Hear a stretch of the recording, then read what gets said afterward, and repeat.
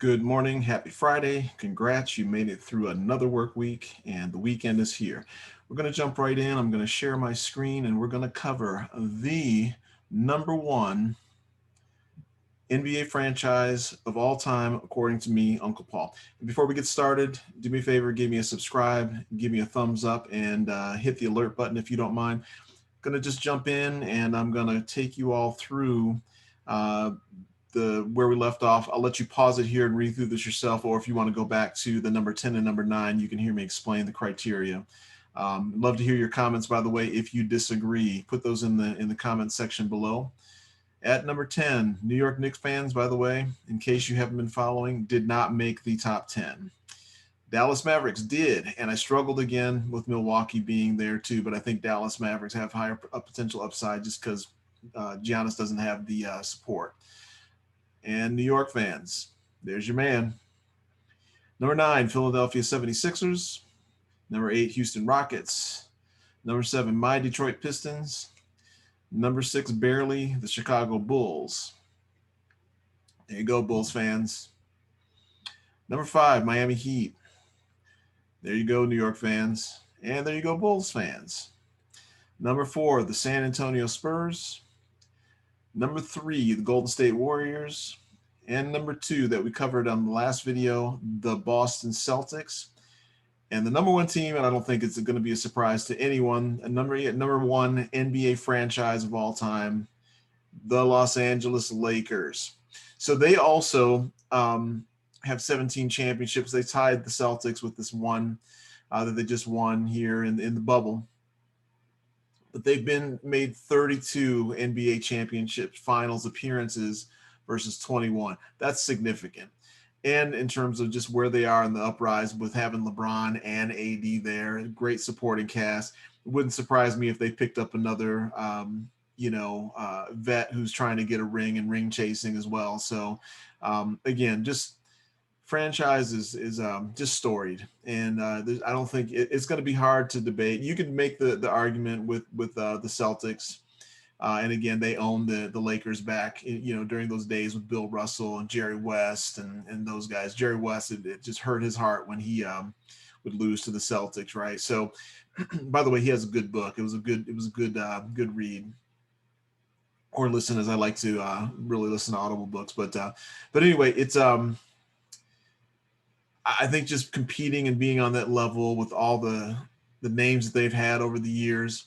Yeah, I mean, I think I think it's hard to argue that you can argue again if you're a Celtics head, you can argue, and again, it's your personal preference at that point in time. But for me, the number of times that they've been there, the amount of talent that they can attract, and and again, they're a bigger city than Boston is. Boston's not as huge as people might think it is, but again, they have great storied teams up there. But I think for me, my money, it's the Lakers, and the fact that they just won again, and the way LeBron is changing, the way LeBron is playing, I don't see them being out of contention for the next several years. And I think what's going to happen is LeBron will slowly start to really defer more to AD and let him just kind of be the leader and just kind of, hand it over to him.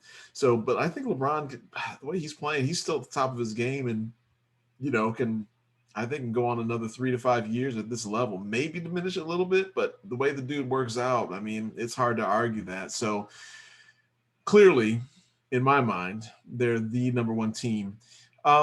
Laker Nation, congrats on the championship this year. And again, they've been, in it almost every decade.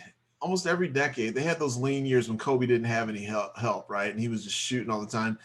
But it's like, as he said, who am I going to pass to? Nobody. They just had just some, weak talent supporting him until they got, Pau Gasol there to help, and they won that other championship. So, but anyway, I'm not going to belabor the point. I'll list some of the players that, and again, this is certainly not the, this is the short list, right? But with the list of players and great players that they've had is, like I say here in the bullet point, it's as long as Joe Buck and Stephen A. Heads, 4 heads combined, right? It's a long list of players, right? So Kobe, Shaq, Kareem, Chamberlain, Magic, Worthy, West, Elgin Baylor, Gail Goodrich. I mean, and that's just a few. I mean, that's just a few of the players that they've had over the years. So, um, I think, and I think that they're coming back because Palinka, I think, is doing a good job, Michigan man.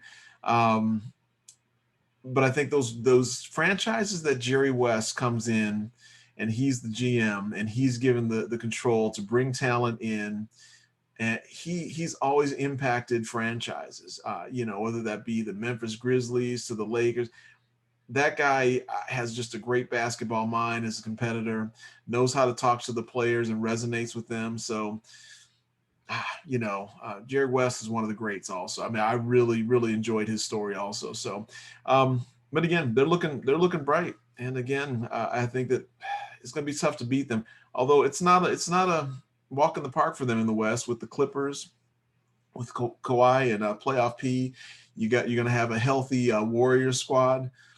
You never know with the Rockets what'll happen there too. They're still short a piece, and I don't think that three ball is going to work out well for them. I mean, I'm not even sure what the GM will do in terms of blowing that up. I mean, the way that they treated D'Antoni down there too. I don't know. They'll be interesting to see what happens with them in the offseason too. But the West is not going to be an easy walk in the park for any of those teams in the West. Then you always got the Spurs who are always competing. And then you got injuries. Injuries are another big, big question mark for any team. One of the big two or three that are on your team, they get injured. That puts you on the bubble potentially, that 7-8 spot. And, depending on if they make it back for the playoffs, that could really hurt your chances. So it really depends. But anyway, I'm going to wrap this up and I'll be back on Sunday or Monday to start a new series. I'm going to stop sharing my screen here. We are going to cover the top 10 job interview tips that I have for you. And I think there's a lot of things, just as a hiring manager myself, that I've been in the past. And I typically even end up doing a lot of interviewing for the teams that I'm on. There's a lot of things you can do to hurt your chances in an interview. And I want to just kind of walk you all through and give you some tips in terms of what can help you. So anyway, just a few quick tips and top 10s from your Uncle Paul here this week. Hope you had a great week. Hope you have a greater weekend. And do me a favor, click the subscribe, click the thumbs up, share the video if you'd like, and then make your comments on who you think number one is. You can list all 10 if you want to also. But thanks for tuning in, and we'll talk to you soon.